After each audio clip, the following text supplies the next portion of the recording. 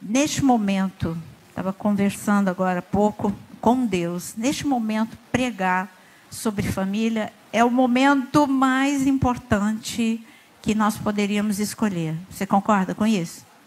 Então eu quero dizer para você que quem nos orienta como orar e o que fazer, eu gostaria que você abrisse em Mateus capítulo 24. Ele tem sido o meu texto base para toda a minha vida. Mateus capítulo 24 deveria ser para a sua também, porque é o texto que Jesus, ele fala de tudo o que está acontecendo. Mas eu quero me deter em um aspecto. Ele sobe no Monte das Oliveiras e, como uma das suas últimas conversas com os seus discípulos, ele falou sobre os dias que nós estamos vivendo. Os discípulos perguntaram como que seriam os dias vindouros, e Jesus começou a falar, só que eles queriam saber para eles, né? E Jesus falou um pouquinho para eles e muito para nós. Mas para eles também teve muita orientação. E em Mateus capítulo 24, ele fala do princípio das dores. Mas eu não vou falar, pegar um assunto só que se refere a nós para este momento. Ele fala de engano, ele fala de terremotos, ele fala de guerras. Mas no versículo 12, ele fala o seguinte: e por se multiplicar a iniquidade, o amor se esfriará de quase todos. E aquele, porém, que perseverar até o fim será o quê? Então, eu vou ler de novo para vocês. São esses dois versículos que eu quero que você detenha no seu coração. E por se multiplicar a iniquidade, ou seja, o pecado, tudo que vai contra os princípios de Deus, o amor se esfriará de quase todos. E aquele, porém, que perseverar até o fim, esse será salvo. Bom, a primeira notícia que eu tenho para te dizer é que esse não é o fim ainda. Então, você tem que perseverar. Perseverar no quê? Perseverar em crer, perseverar em orar, perseverar na esperança, perseverar na alegria. Quem disse que o Senhor está falando dessa alegria que o mundo diz? Ele diz que a alegria do Senhor é a nossa força. Não é essa alegria que você conhece. A alegria que a gente conhece, do mesmo jeito, ela é tão frágil que do mesmo jeito que ela chega, ela vai embora. Rapidinho vai embora. Você já reparou? Como é uma alegria muito efêmera. O Senhor está falando de uma alegria. E como que é? Qual é a definição da alegria do Senhor? Bom, a alegria do Senhor é o seguinte: está dando tudo ruim? O Senhor disse, crê no Senhor Jesus e tua casa será salva. Está fraquinho hoje, hein? Vamos lá, ânimo, gente. Então, crê no Senhor Jesus e tu e tua casa serão salvos. Essa é a alegria do Senhor.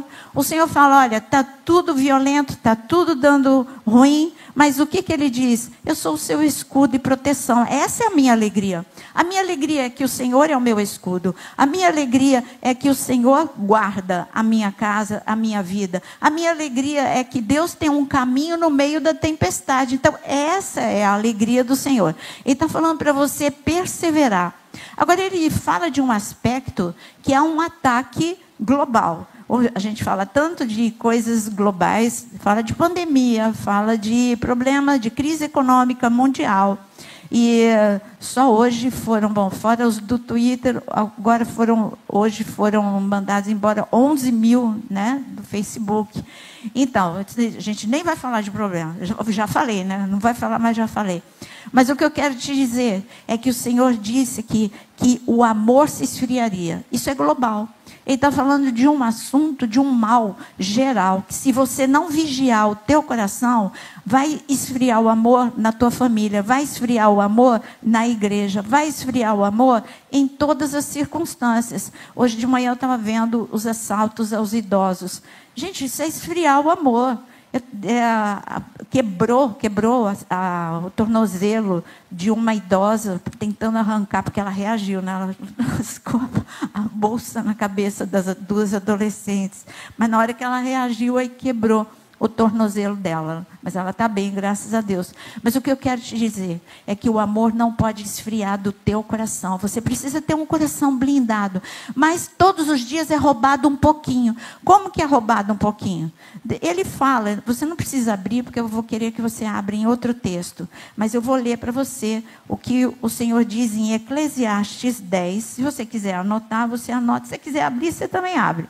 Mas em Eclesiastes, capítulo 10, o Senhor diz que a frouxidão, pela muita preguiça, Eclesiastes 10, 18, pela muita preguiça desaba o teto, e pela frouxidão das mãos goteja a casa.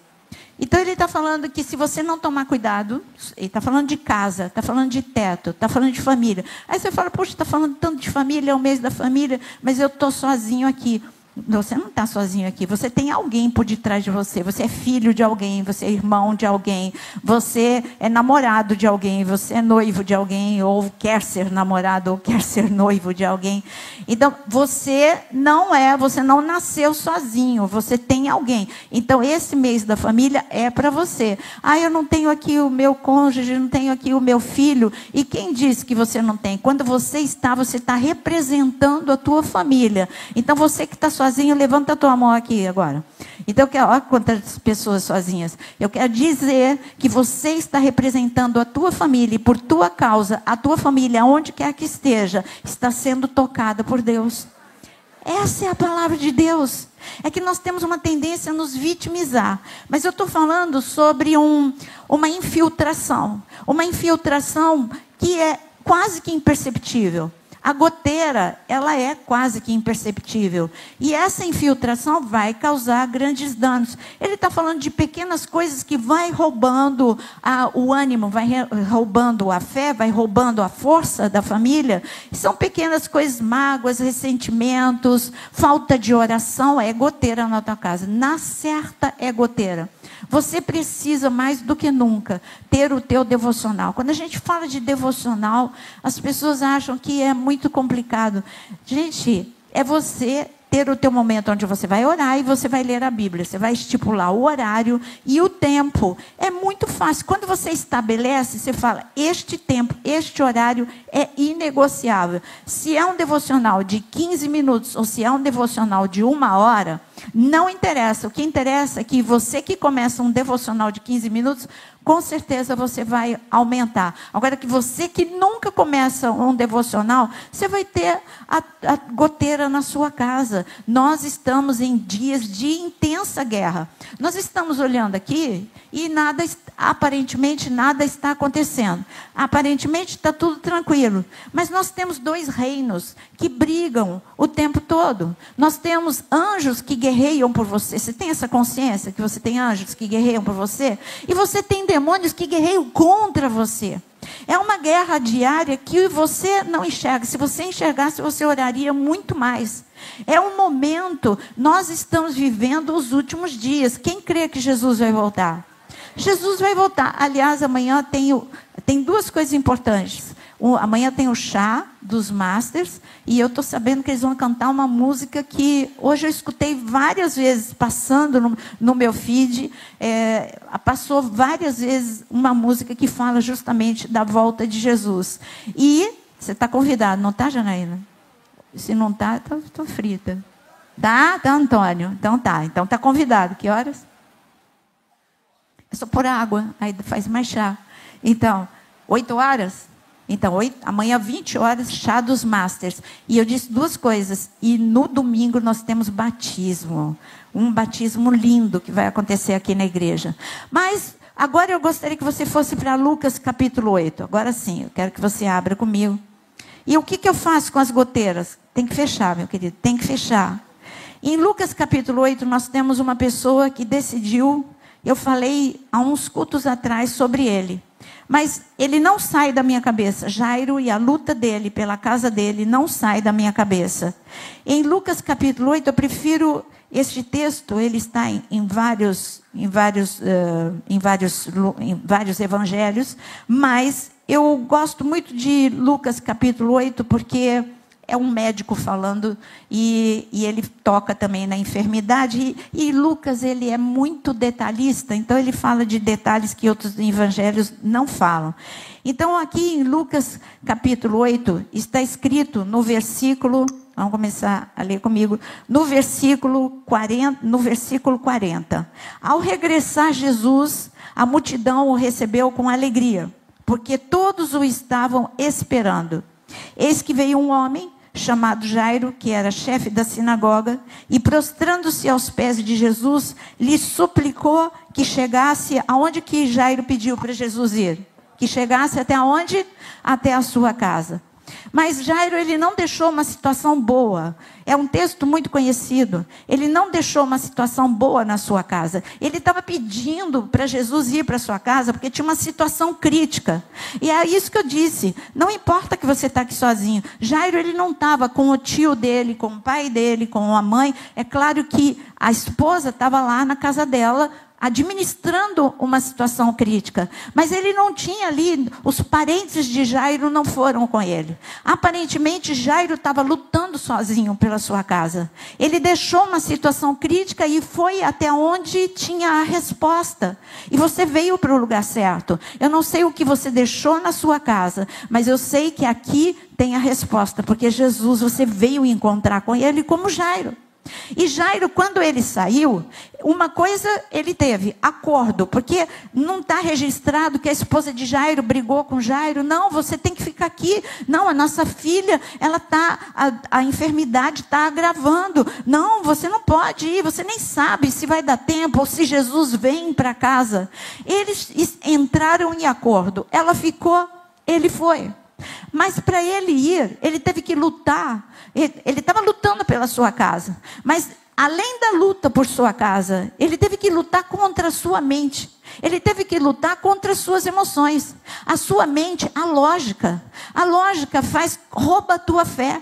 Porque a lógica é, você não está vendo que não tem jeito e que não dá mais tempo? Essa é a lógica da sua mente. Mas a lógica da tua mente diz também que câncer não tem jeito, mas para Deus tudo tem jeito, porque para Deus nada é impossível.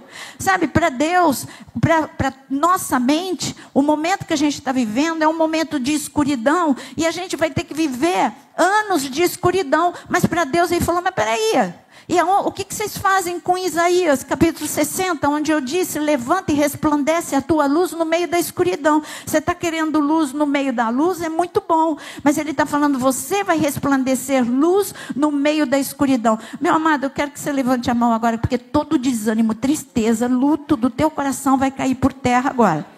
É isso que Jairo fez com o coração dele. Ele não podia ir com os pés arrastando procurar Jesus. Ele tinha que procurar Jesus com fé.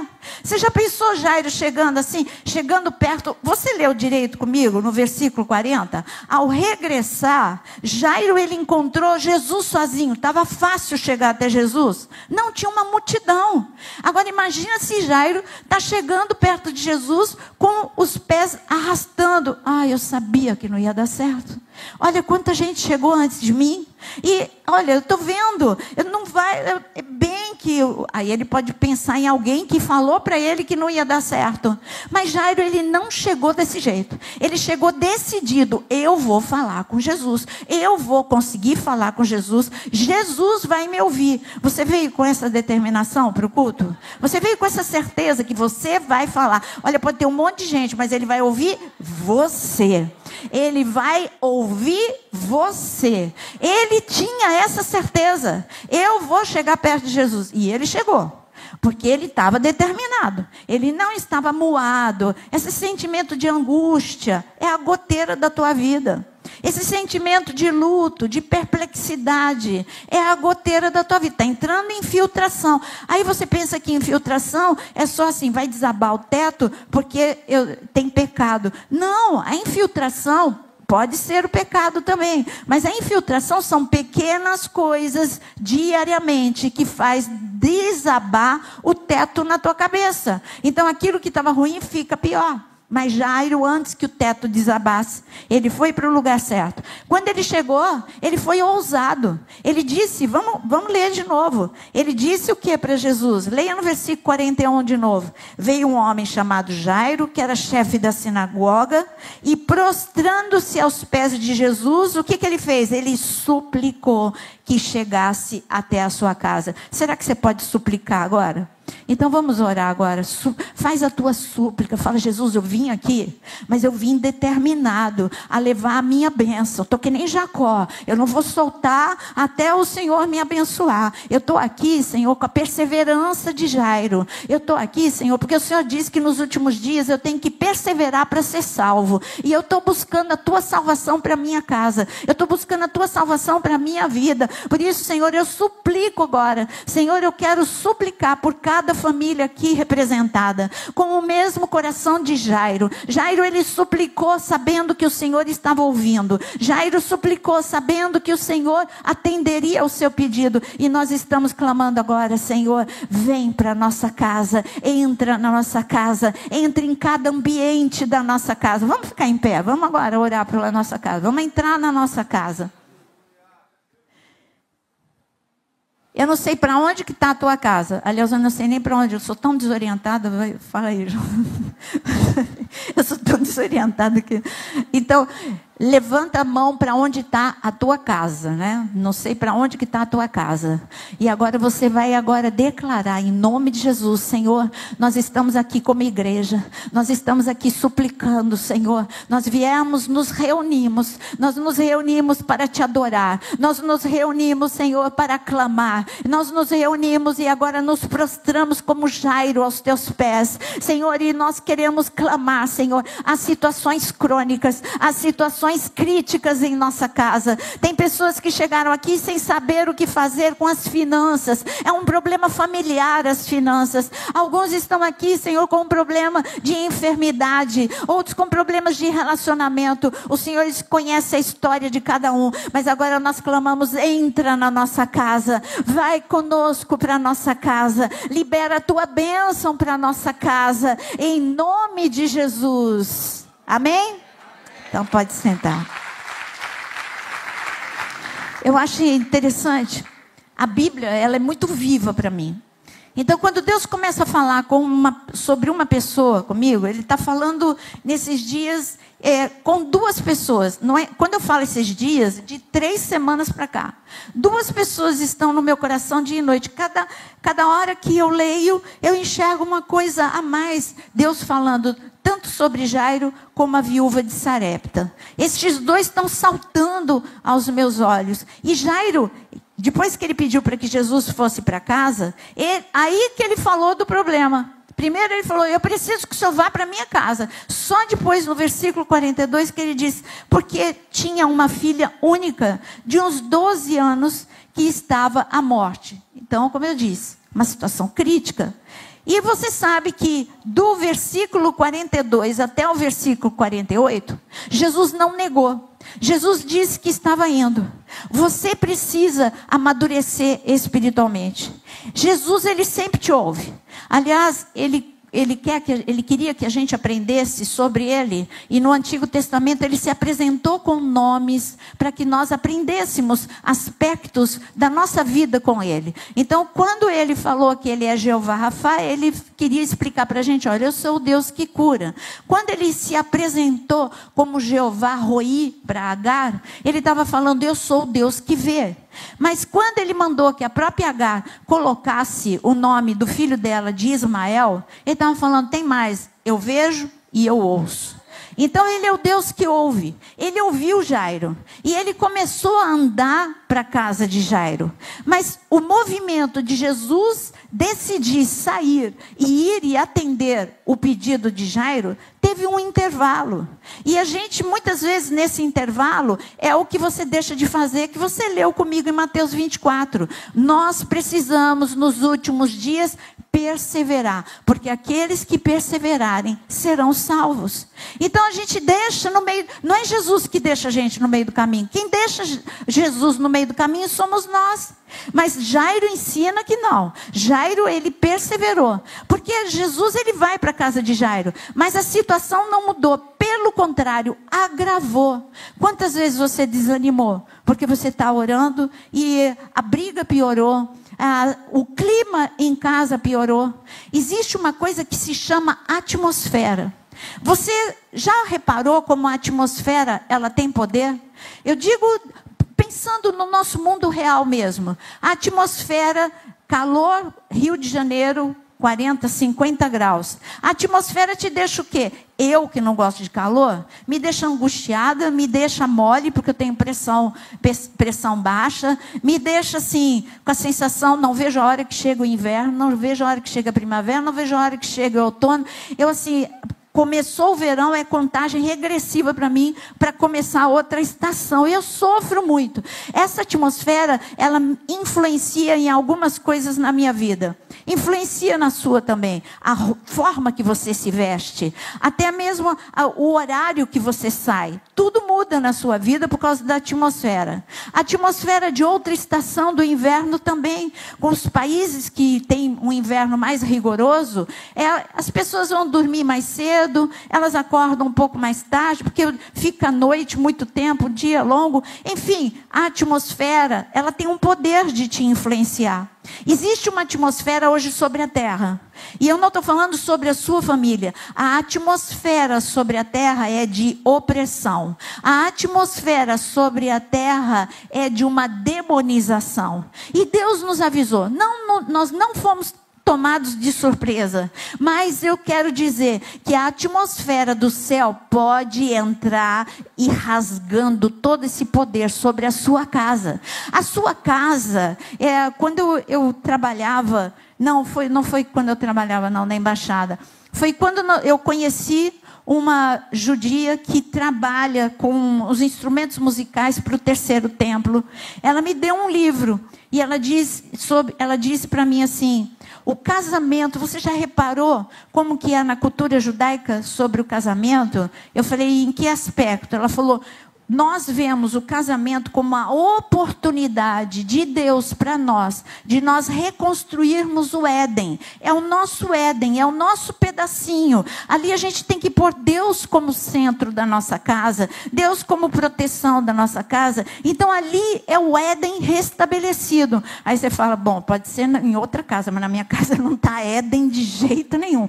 Éden significa deleite. Sabe aquela coisa de você sentir prazer de ir para casa, aquela alegria de ir para casa? Você fala, não está assim. Então começa a proclamar a partir de hoje que o Éden estará na sua casa, porque essa é uma promessa de Deus, que do deserto ele transforma num jardim ele transforma no Éden. Então Deus pode fazer isso. A casa de Jairo tinha sido assolada pela enfermidade, pela tristeza, pela tragédia. Que tragédia você perder não só uma filha de 12 anos, sua única filha, e uma filha de 12 anos. Quantos projetos? Será que porque naquela época não era normal ter um filho só.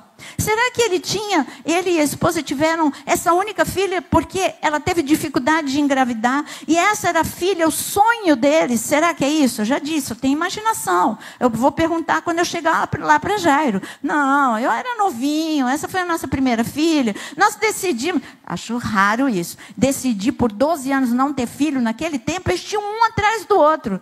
Então será que a tragédia era maior do que quando a gente lê esse texto muito rápido? Mas eu quero te dizer que Jesus estava andando, mas nada aconteceu. Tudo piorou. Você sabe que ele encontrou com a mulher hemorrágica, que não é o nosso foco.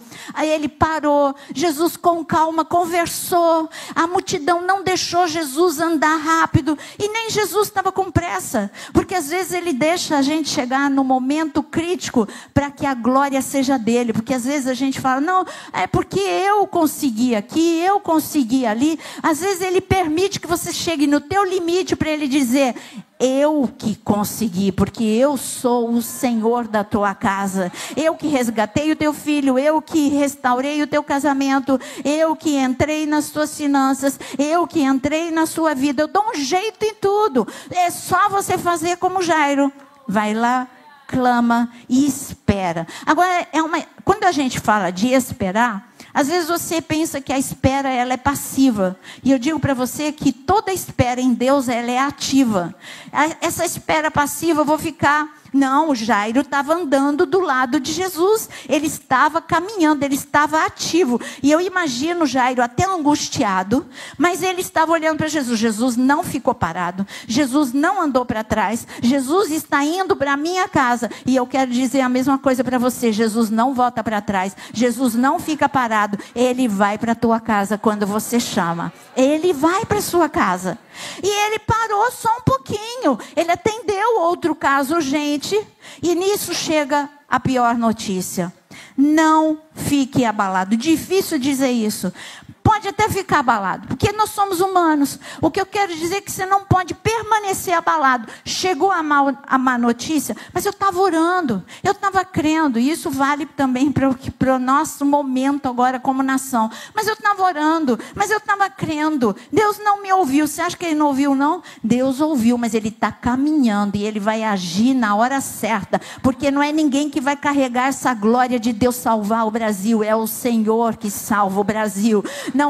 Não são pessoas estrelas que vão salvar o Brasil, é o Senhor que vai salvar o Brasil. A promessa do Brasil não caiu por terra, a promessa para a tua casa não caiu por terra. Você não pode se desesperar com a notícia ruim. Chegou a notícia ruim, mas Jesus ainda está aqui do meu lado. Olha para o teu lado. Aí você fala, não é Jesus.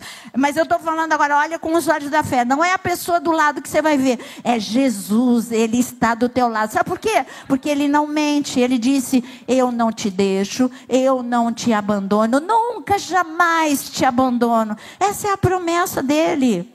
Mentira vem do inferno, a verdade vem do céu. Jesus é o caminho, a verdade e a vida. E Ele disse, eu estou com você. Ele estava com Jairo. Chegou a notícia, sua filha morreu. Agora deixa Jesus curar outros, libertar outros. Mas Jesus se antecipou. Olha, no momento crítico, abre os seus ouvidos. Põe a mão nos seus ouvidos agora. Efatá, que o Senhor abra os teus ouvidos. No momento em que vem a voz de outras pessoas, no momento que vem a voz das trevas dizendo não adiantou nada, a voz das pessoas, deixa Jesus que agora não dá mais jeito. A tua voz, você perdeu tempo e perdeu o último suspiro da tua filha. Eu digo, não ouça nenhuma dessas vozes. Abre os ouvidos e ouça a voz de Jesus. Olha o que Jesus disse para Jairo. Ainda que você conheça essa passagem de cor, leia o que o Jesus falou no versículo 49. Falava ele ainda. Quando veio uma pessoa da casa do chefe da sinagoga dizendo, tua filha já está morta, não incomodes mais o mestre. Foi resposta de Jairo? Não foi resposta de Jairo. Jesus falou antes que Jairo liberasse qualquer palavra.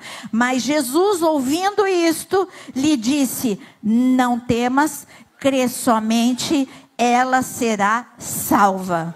Gente, eu acho que você não entendeu o que Jesus disse. Você está achando que Ele falou só com Jairo? Ele está falando com você. É uma resposta dividida em 3. Ele disse, primeira coisa, não temas. O temor está aqui no coração. Então põe a mão no coração. Aquieta e sabei que o Senhor é Deus. Que todo medo, toda aflição, toda perturbação, toda angústia caia por terra. O Senhor disse, não tema. Eu sou maior do que tudo e do que todos. Eu sou maior do que tudo aquilo que te apavora. Olha, Davi, ele tinha essa consciência. Davi, ele sabia que Golias era alto, mas Deus era muito maior do que Golias. Josué e Caleb sabiam que o muro era alto, mas Deus era muito maior do que o muro. O muro era largo, mas Deus era muito mais forte do que aquele muro. Então eu quero dizer que o decreto que está sobre a sua casa, o decreto que você está vivendo hoje, de destruição, de enfermidade, de falência,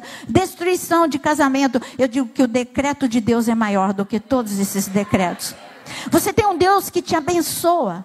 Você tem um Deus, Ele disse para Abraão, Abraão, eu te abençoo. E através de você, todas as famílias da terra serão abençoadas. E o Senhor está dizendo, você acha que é só Abraão? Você não é diferente de Abraão. O Senhor está dizendo, eu te abençoo. Você pode receber, porque a bênção a gente recebe com as mãos cheias. Porque o Senhor, Ele tem carregamento de bênção. Eu quero declarar sobre a sua vida a bênção da saúde, a bênção da provisão, a bênção da paz, a bênção da alegria, a bênção da unção sobre você e sobre a sua casa, a bênção sobre os seus filhos. Nós precisamos lançar o manto de Deus sobre a mente dos nossos filhos, sobre o coração dos nossos filhos. Quantos aqui têm filhos? Levanta a mão e ora agora pelos teus filhos. Senhor, Deus de bênção, Deus de milagres, Deus de prodígios, nós declaramos agora, apresentamos diante de Ti, Senhor, todas as crianças que nós amamos, bisnetos, netos, sobrinhos, nossos filhos, e nós declaramos que esse é o pior momento da terra, mas é o maior momento do céu na terra.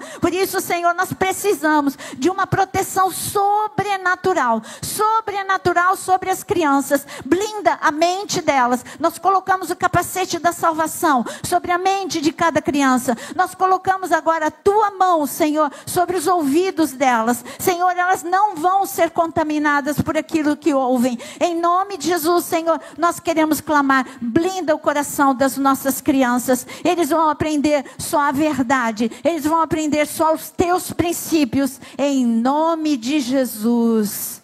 Amém.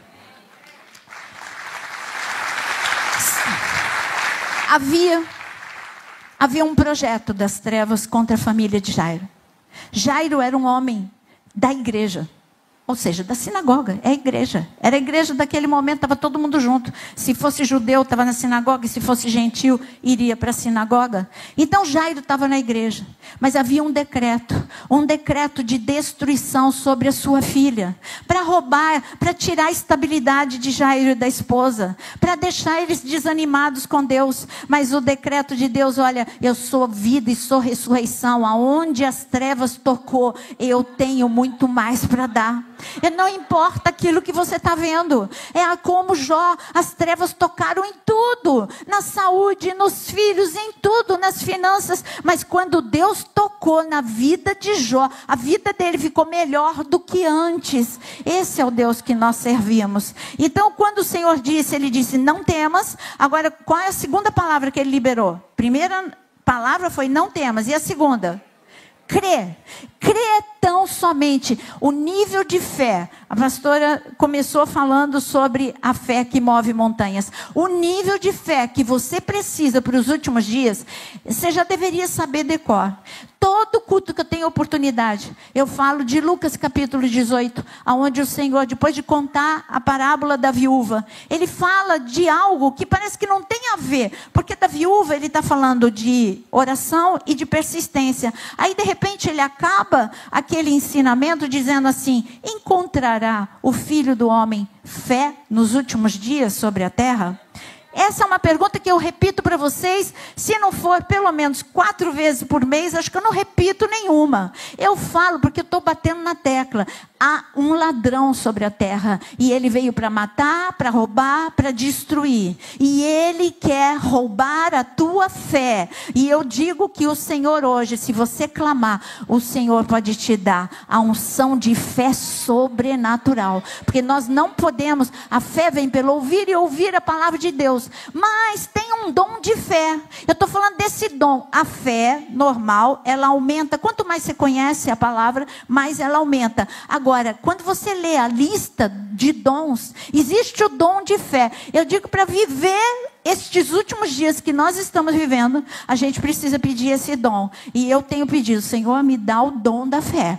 Porque é o dom da fé, é quando você vê o paralítico, você libera uma palavra e o paralítico vai andar. Agora eu estou falando de outras situações, não estou falando só de enfermidade. Eu estou falando de situações, porque o dom da fé é fazer como Pedro. Quando ele chegou lá, Dorcas estava morta. Mas Pedro, ele teve o dom da fé. Ele viu já Dorcas sentada, Dorcas andando. É esse dom da fé sobre a tua família que eu estou falando hoje. O que você estiver vendo, irreversível, que o dom da fé esteja no teu coração, para você, por esta fé sobrenatural, ver a mão de Deus sobre essa situação. Ele falou, não temas, crê tão somente. E o que mais ele disse? Ela será salva. O que você precisa? Em que área que você precisa da salvação do Senhor? Coloca agora diante dele, porque o Senhor está dizendo, vai ser salvo. O Senhor, e agora você vai dizer, vai repetir o que o Senhor liberou. Fala, vai ser salvo. Ah, meu Deus, cadê o dom da fé? Vamos lá, de novo. Eu acho que você está precisando. Põe a mão no coração e diz, não vou temer. Agora põe a mão de novo no coração e diz, eu vou crer. Agora declara sobre a situação crítica da tua casa e diz, vai ser salvo em nome de Jesus. Melhorou. Agora melhorou. Eu imagino, e Jairo, ele ouviu Jesus falar, Jairo ele não questionou. Sabe por quê? Porque o dom da fé entrou no coração de Jairo. Jairo pegou as 3 etapas do que Jesus disse. Acalma coração, Jairo, Jesus está aqui do teu lado, Jesus está indo para a tua casa, é isso que você tem que falar todos os dias, Jesus está do meu lado, Jesus está na minha casa, Ele está indo agora lá para o quarto do meu filho, onde eu não posso fazer nada, mas Jesus está entrando no quarto do meu filho, Jesus está entrando na mente do meu cônjuge, Jesus está entrando lá no caos das minhas finanças. Então Jairo, ele ouviu essa palavra e ele aquietou, ele podia ter dito, reclamado, falado, sabe de uma coisa, Jesus, o senhor está demorando demais, eu vou correr, porque a minha filha morreu, está entendendo? Minha filha morreu, eu quero ver a minha filha, eu quero tocar na minha filha, eu quero dar um beijo na minha filha. Jairo não falou nada disso. O que Jairo falou? Então o Senhor disse, não tema, crê somente, ela será salva. E então ele disse o seguinte, tendo chegado, Jairo não falou nada, esse que é o melhor, versículo 51, tendo chegado a casa, a ninguém permitiu que entrasse com ele, senão Pedro, João, Tiago, e bem assim o pai e a mãe da menina. Por que é que Jesus deixou o pai e a mãe da... Bom, os 3 discípulos a gente sabe que era do círculo mais íntimo, eles estavam sendo treinados para ter uma fé espetacular. Você sabe que aqui Pedro, isso é assunto para outro dia, tá? Que Pedro, a sombra dele curava, você sabe tudo o que aconteceu, ele e João fizeram uma boa dupla em curas extraordinárias. Então Jesus estava treinando esses 3 discípulos para milagres extraordinários. Mas e por que entrou o pai e a mãe? Porque o dom da fé estava no coração do pai e da mãe. Já a mulher, olha, quando tem silêncio é porque não teve mesmo. Porque quando tem reclamação, está escrito no livro de Jó que a mulher de Jó falou, amaldiçoa o teu Deus e morre. A mulher de Jairo podia ter dito a mesma coisa. Agora que você chega aqui com Jesus, Jesus, você está atrasado. Maria e Marta fizeram a mesma coisa com Jesus. Essa mulher não, ela estava no mesmo nível de fé de Jairo. Que bom que você chegou. Que bom, Senhor. Jairo, meu querido, nossa filha está morta, mas Jesus chegou, tudo vai mudar. Jesus chegou na tua casa. Ele chega todos os dias. É só você fazer todos os dias como Jairo.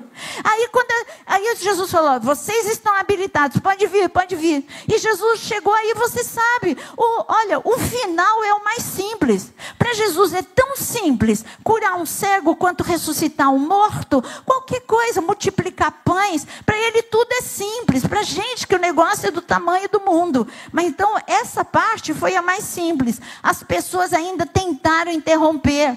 Tinha muita gente chorando, lamentando, mas Jairo estava focado em Jesus. Não ouça a voz do lamento. Está escrito aqui que tinha choro na casa dele. E era tudo gente falsa. Aí hoje quando eu olhei, falei, gente, estava chorando. Tudo bem que tinha gente ali que naquela época era costume pagar para chorar no enterro. Mas tinha ali amigos, tinha familiares. Está escrito que estava todo mundo chorando. Aí quando Jesus disse que a menina só estava dormindo, riram de Jesus. Gente, é bipolar, todo mundo aqui. Não é possível. Está chorando, aí ri. É isso que está escrito. Então, eu quero te dizer que pessoas que não têm fé não são o teu parâmetro. Não é confiável a opinião deles. Foca em Jesus. Foca na tua oração. Tem gente que tem uma hora que está com você, na hora pior ela some, desaparece. Mas eu estou falando que Jesus nunca some, nunca desaparece. Este é o momento de nós estarmos com nossas famílias blindadas. Eu falei, eu coloquei um título hoje nessa palavra. Eu falei, famílias debaixo de ataque. Nós somos famílias debaixo de um severo ataque, mas nós temos um Deus que faz uma intervenção que deixa todo mundo de boca aberta. Aí é muito bonito você falar, eu sou testemunha de Jesus. Gente, testemunha de Jesus é porque você é uma pessoa, quando você vai teve um roubo que você testemunhou. Aí você vai ser testemunha de algo que você viu, que você estava no ambiente, você experimentou. Então, ser testemunha de Jesus é você, todo mundo olhar para você e falar assim: esse tem vida com Deus. Chega paulada na cabeça, mas chega poder de Deus na vida dele. Eu quero ter esse nível de experiência. É esse nível de coisa que nós precisamos viver. Mais do que pregar, nesses últimos dias, as nossas vidas vão ser impacto por onde quer que a gente passe.